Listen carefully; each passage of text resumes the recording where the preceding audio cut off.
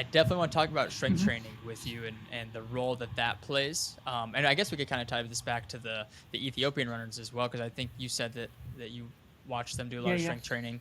Um, how big of a role do you feel like strength training plays into preventing running injuries or sports injuries in general? Yes. So it's there's no easy answer to that. It's a long-winded answer again because it depends on your We got plenty of it time. depends on your training cycle. Um, and again, this is where novice runners often go wrong. They'll go so if we take a step back even and we just think of what is the best way to avoid running injuries, then it is about understanding that every time you do a run or every time you do a strength training cycle session, you accumulate some micro damage through the exercise in your body. And that micro damage is in your bones, your ligaments, your tendons, every single part of your body. But now, the hours after your training session, your body then repairs it and it repairs it stronger than before, so you can do a little bit more as you go on. But the more years that you've been training consistently for, the stronger your tissue is because it's gone through more of these cycles.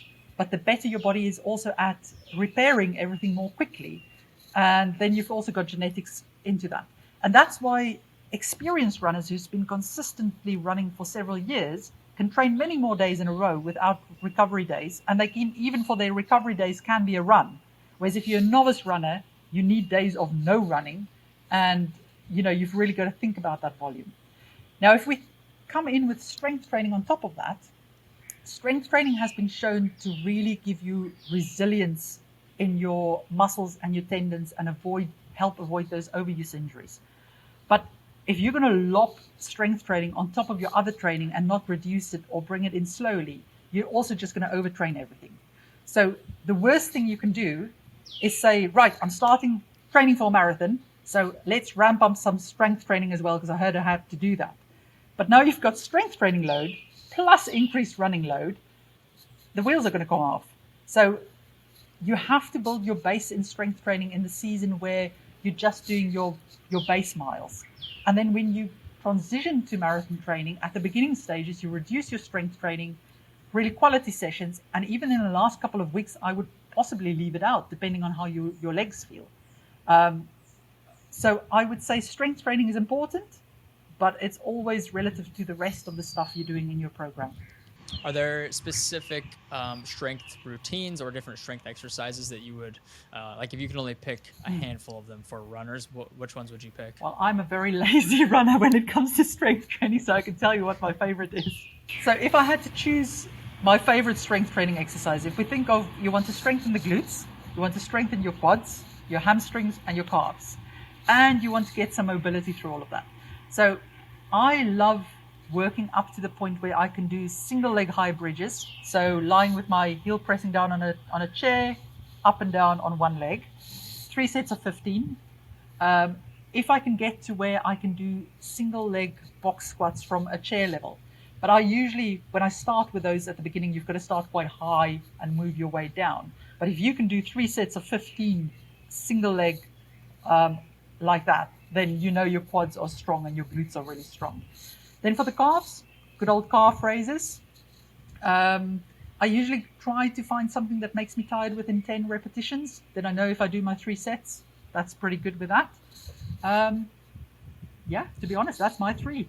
So focusing on glutes, quads, and calves. Those are like the top That's my three top groups three. you think people should Yeah. focus on. Um, are there? Oh, what was the question I was just gonna ask? Oh gosh, I had a great question. I totally forgot it. Oh, do you think that weights are necessary, or I mean, it sounds like a lot of those things you just mentioned, you can do it just body weight. Do you think you need to incorporate weights for a It all runner? depends on your training status. So for the top athletes, because they're already so fit, if they're not going to incorporate the heavy weights, they're not going to see any gains. For me, at the moment, I'm saying single leg bridges. I would die if I did them at the moment. I'm back on my double leg ones. So for most runners, to be honest, just body weight stuff can be enough. And then adding very low weights to that if you don't find that you get tired within your repetitions. But unless you're a sprinter, you don't really have to go for heavy weights. So I would say always look for something that makes you tired in about 10 to 15 repetitions. And if body weight does that, then you're getting the benefit. Outside of the injury prevention Mm-hmm. aspect that strength training provides, do you see any other benefits of strength training as a runner or in Yes. sports? One of the things that I used to be really, really lazy in my younger days when I was invincible, like your age now, where I didn't have to do warm ups because I was just fine, before you go for a run. Now that I'm getting older, I'm starting to actually notice the difference if I do my strength training moves just a reduced set as a warm up before I go running as well. Everything just feels more connected. So whenever I get into the habit of doing proper strength training once or twice a week, plus a proper warm up before I go running, it just feels as if you've got better control as well. And your times, or at least my 5K times, just seems to improve without me even trying, without having to run more.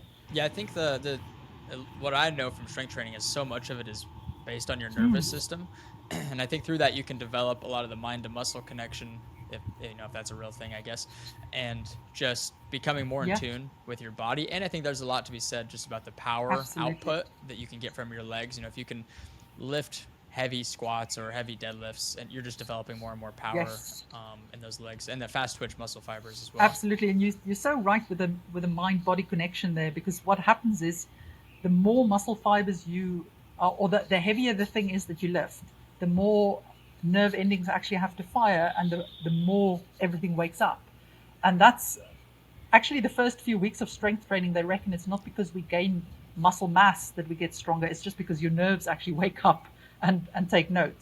Mm. And yeah, it's honestly, if anybody wants to feel the difference, is do some proper strength training warm up routines and then go for a run versus not, and see what you feel. So you say for the nervous system benefits of that to do some strength warm ups. What would you say, like with weights? I guess it doesn't matter if you use weights It or not. depends on your fitness level. So when we think of Okay, okay. active warm ups, what the research shows is they're brilliant at improving performance. Unless you overdo them, then you don't have energy left to do your workout. So what I tend to do is, if we think of the exercises I just mentioned that I really like, is I would, if 3 sets of 15 is where I feel I've worked out, then as my warm up, I would do 1 set of 10 single leg bridges. Mm. But I'll obviously do some double leg things to work up to it in that session. So I'll do something that pushes me but don't actually get me tired, if that makes sense.